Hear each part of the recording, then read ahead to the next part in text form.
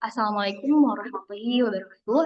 Perkenalkan, nama saya Heli Fadilah, saya dari PBI 4B. Baik, di sini saya akan menjelaskan eh, cara uji sampel variety test. Nah, sebelum ke pembahasan lebih lanjut, saya akan menjelaskan sedikit mengenai uji t-test ini. Jadi, uji t-test ini bertujuan untuk mengetahui apakah terdapat perbedaan nilai rata-rata antara dua sampel yang saling berpasangan. Baik, untuk lebih lanjut, eh, untuk lebih jelasnya kita lanjut ke contoh soal.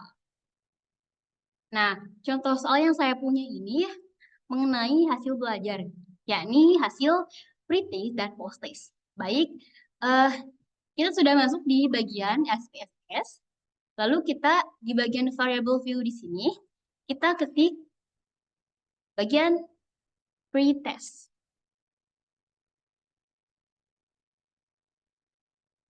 Nah, seperti ini. Lalu yang bawahnya itu adalah post-test. Nah, untuk desimal, kita ubah ke 0, dua-duanya. Dan untuk measure, kita ubah ke scale, dua-duanya juga ya. Nah, untuk tabel yang lainnya, kita biarkan saja default seperti ini. Lalu kita masuk ke bagian data view. Nah, karena sebelumnya saya sudah mengcopy data di bagian Excel, jadi saya tinggal masuk ke Excel. Nah, lalu data ini saya blok semua, lalu di copy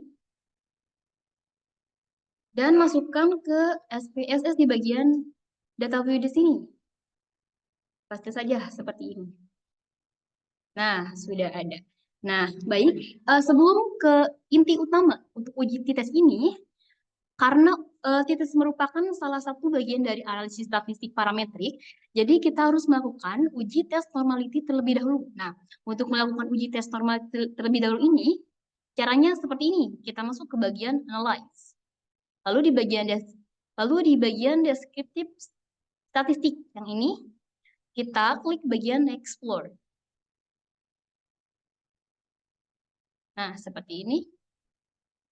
Nah, semuanya blok di bagian ini, lalu masukkan kepada dependent list, lalu klik plot, dan checklist di bagian normality plot with test.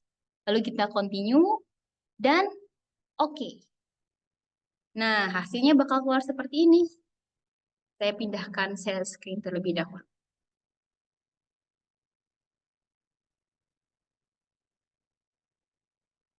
Nah, ini untuk hasil outputnya.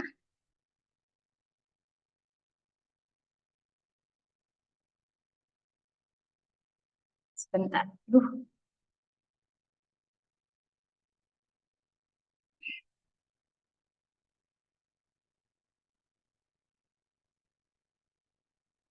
Nah, ada di sini. Kita bisa lihat di bagian subperiodic di sini bahwa nilai signifikansi pretest sebesar 0,345 dan untuk post-test sendiri sebesar 0,114.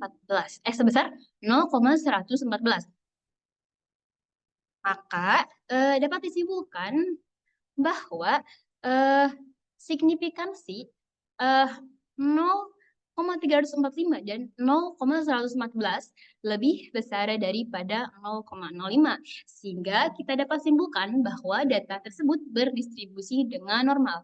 Nah, setelah kita tahu bahwa data ini berdistribusi normal, langsung saja kita ke bagian intinya. Kita kembali lagi ke SPSS.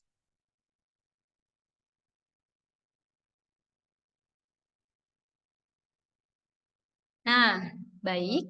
Eh, Pertama, kita klik di bagian Analyze seperti ini. Lalu di bagian Compare Means, kita klik bagian ini, First Sample T-Test. Kita klik seperti ini. Lalu untuk bagian pretestnya, kita masukkan ke ini, ke variables di bagian variable 1. Dan untuk post test, kita masukkan ke bagian variable 2. Kita klik option di sini. Nah, untuk optionnya itu, kepercayaan confident interval percentage-nya itu sebesar 95% atau 5% atau bisa kita sebut juga sebesar signifikansinya itu 0,05. Baik, kita continue sini lalu kita klik OK.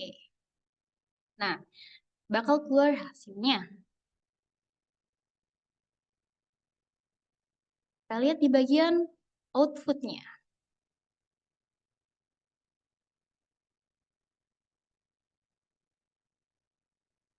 Nah, bisa kita lihat sendiri ya kawan-kawan. Jadi hasil dari uji tes ini terdapat 3 output atau 3 tabel. Mari saya jelaskan. Yang pertama, tabel output pertama ini. Nah, kita ketahui ya untuk nilai rata-rata atau min untuk pretest sebesar 54,62. Nah, seperti ini, seperti kursor yang saya tunjuk di sini sebesar 54,62 dan untuk nilai rata-rata post-test sebesar 67,69. Maka dapat kita simpulkan terjadi perbedaan nilai rata-rata karena nilai pretest 54,62 lebih kecil daripada nilai post-test sebesar 67,69. Nah, selanjutnya ke bagian tabel ke bagian tabel output nomor 2. Nah, bisa kita lihat sendiri ya di bagian ini. Oh iya, saya jelaskan sedikit. Jadi, tabel kedua ini berfungsi untuk membuktikan benar atau tidaknya ada hubungan atau korelasi antara pretest dan post-test. Baik, kita lihat untuk nilai correlation sendiri di sini sebesar 0,350 dan untuk signifikansinya sebesar 0,242. Karena nilai signifikansi di sini sebesar 0,242 lebih besar dari probabilitas 0,05, maka dapat kita simpulkan tidak terjadi korelasi atau hubungan antara variable pretest dan post-test. Nah, langsung saja kita ke tabel terakhir. Nah, tabel ini adalah tabel yang sangat penting karena ini menjadi jawaban dari pertanyaan kita di atas, yakni mengenai apakah terjadi pengaruh strategi pembelajaran saat pretest dan post-test. Baik, langsung saja kita jelaskan.